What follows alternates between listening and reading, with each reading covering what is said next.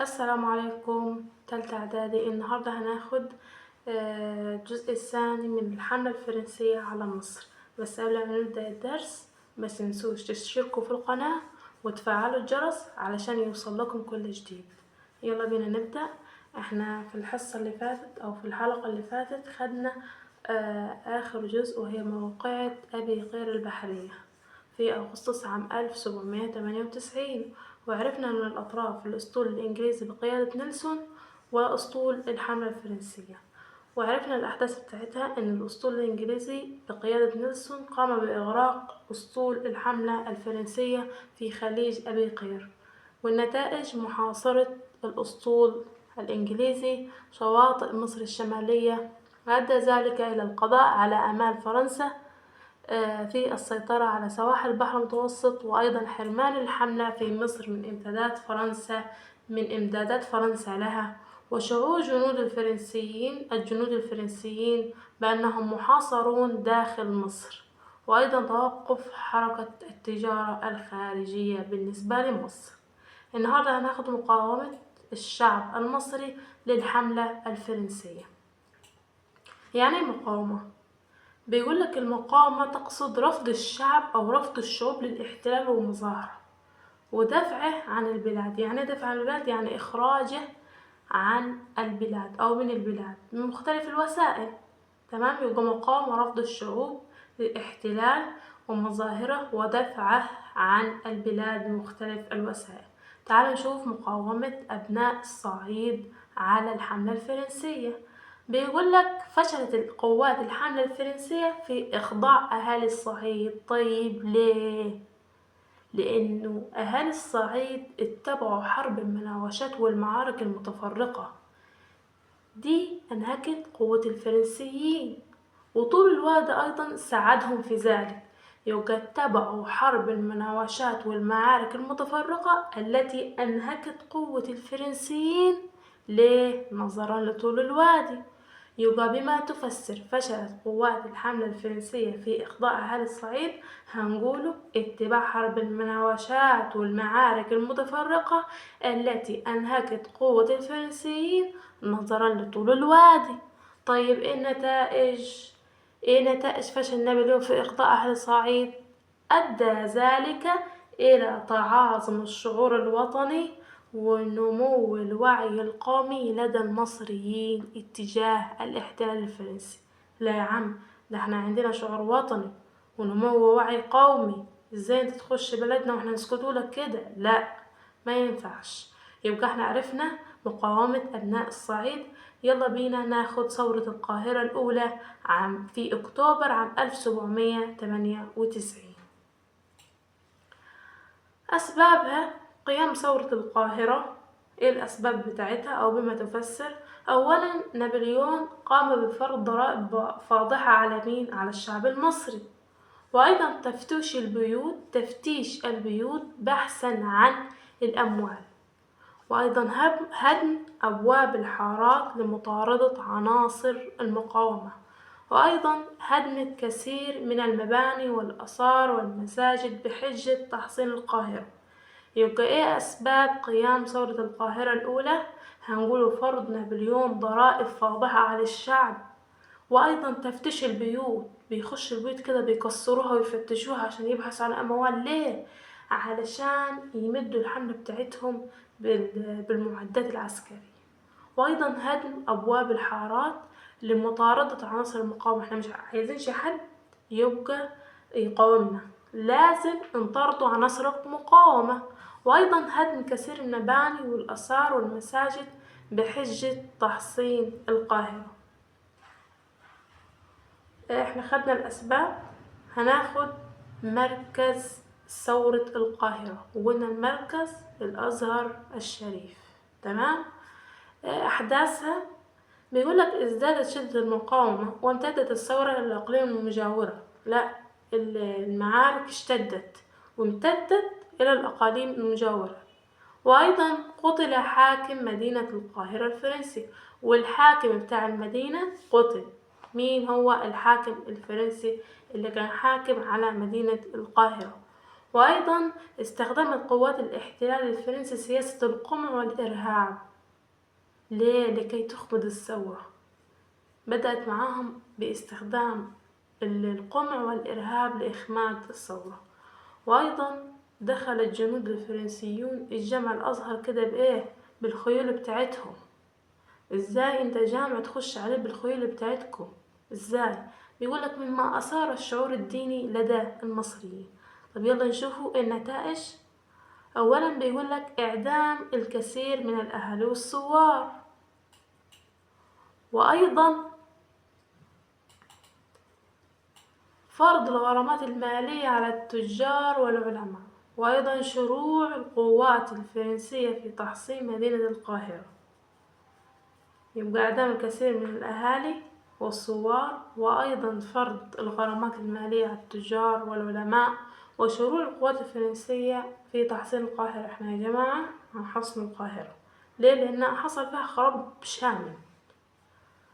بيقولك لعب العلماء ورجال الأزهر الشريف دورا مهما في زيادة نمو الوعي عند المصريين بضرورة المقاومة.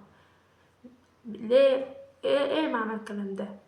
العلماء لما زادوا نمو الوعي عند المصريين قامت الحملة الفرنسية بفرض غرامات مالية على التجار والعلماء. انت تعمل كده، احنا هنعمل عليكم غرامات مالية تدفعوها غصب عنكم. تمام؟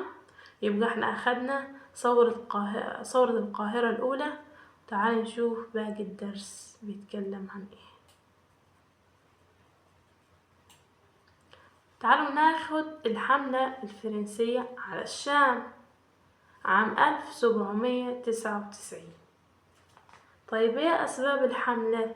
أو ايه خلى الحملة الفرنسية تقوم على الشام؟ بيقولك إن الدولة العثمانية تحالفت مع إنجلترا وروسيا. ليه؟ علشان تخرج الفرنسيين من مصر بالقوة العسكرية.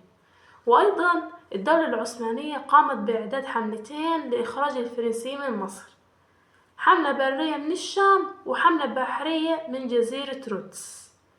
الحملة البرية من الشام قادمة من الشرق عن طريق الشام، والحملة البحرية إلى مصر قادمة من الشمال. يبقى قامت الدولة العثمانية بحملتين، حملة برية من الشام وحملة بحرية من الشمال. الحملة البرية جاية من الشام، والحملة البحرية جاية من جزيرة رودس من الشمال. تعالوا نشوف الأحداث بتاعتها.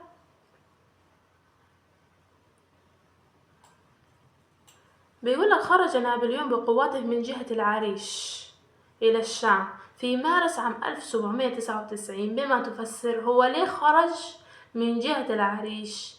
بيقولك ليقضي على الجيش العثماني قبل أن يصل إلى مصر. هو عايز يقضي على الجيش العثماني من قبل ما يوصل إلى مصر. هنا هو هاتي عكا ويافا والعريش والسويس. استولى نابليون في طريقه على العريش، استولى هنا على العريش وعلى غزة. يبقى الأحداث بتاعتها إنه خرج نابليون بقوات من جهة العريش بمتفسر ليقضي على الجيش العثماني قبل أن يصل إلى مصر. وأيضا استولى نابليون في طريقه على العريش وغزة. تمام؟ هنعرفوا مذبحة يافا. ايه مذبحة يافا دي أو ايه اللي حصل فيها؟ بيقولك حاصر نابليون يافا حصارا شديدا حتى استسلمت الحامية. نابليون حاصر يافا كده حصارا شديد لدرجة انهم استسلموا. بيقولك بعد استيلائها على يافا اعدم جميع افراد حميتها. قام باعدام جميع افراد الحامية بتاعتها رغم تأمينه ارواحهم. مرتكب جريمة بشعة سميت باسم مذبحة يافا البشرية. هو قام بمذبحة يافا البشرية وقام بذبح أفراد الحامية بتاعت مدينة يافا. سميت باسم مذبحة يافا البشرية ليه؟ لأنها قام بذبح أفراد الحامية الخاصة بمدينة يافا. تعالوا نشوف. بيقولك نتج عن هذه المذبحة استبسال أهالي عكا في الدفاع عن مدينتهم. أهالي عكا غضبوا لما شافوا المنظر، فقاموا باستبسال أو الدفاع عن مدينتهم بقيادة أحمد باشا الجزار، وبمساعدة الأسطول الإنجليزي له من البحر الذي أمدهم بالموانئ والذخائر التي استطاعوا منع نابليون دخول عكا. هو أمدهم بالمؤون والذخائر، عشان كده هم استطاعوا من دخول منع دخول نابليون إلى عكا. تمام. تعالوا نشوف النتائج. بيقولك فشلت الحملة الفرنسية على الشام، وأيضا اضطر نابليون للعودة إلى مصر. تعالوا نشوف هيحصل ايه. عندنا حاجة أو موقع تسمى أبي قير البرية في يوليو عام 1799. أطرافها قوات الحملة الفرنسية بقيادة نابليون وقوات الأسطول العثماني. أحداثها: بعد عودة نابليون إلى مصر، وصل الأسطول العثماني عند أبي قير. لما عاد نابليون إلى مصر، الأسطول العثماني وصل عند أبي قير، وتوجه نابليون بقوته إليهم، مما أدى إلى اشتباكهم. الدولة العثمانية ذهبت إلى مصر، فقاموا بالوقوف عند أبي قير، فتوجه إليهم نابليون، مما أدى إلى اشتباكهم.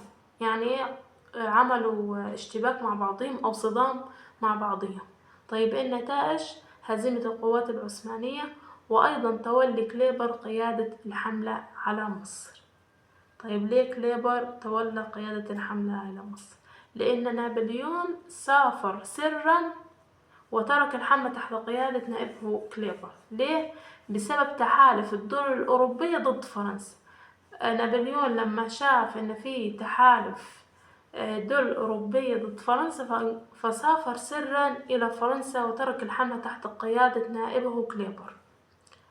بيقولك كان كليبر من أنصار جلاء الحملة الفرنسية عن مصر، بما تفسر بسبب الأخطار التي تهدد الحملة من كل جانب، حيث أولا تناقص عدد الجيوش بقيت ناقص. ليه؟ لأنه مفيش إمدادات من فرنسا، بسبب المعارك والحروب الداخلية والخارجية. يبقى تناقص عدد الجيوش بسبب المعارك والحروب الداخلية والخارجية. المعارك الكتير والحروب الكتير أدت إلى تناقص عدد الجنود. وأيضا أرسلت الدولة العثمانية حملة أخرى إلى العريش ودمياط.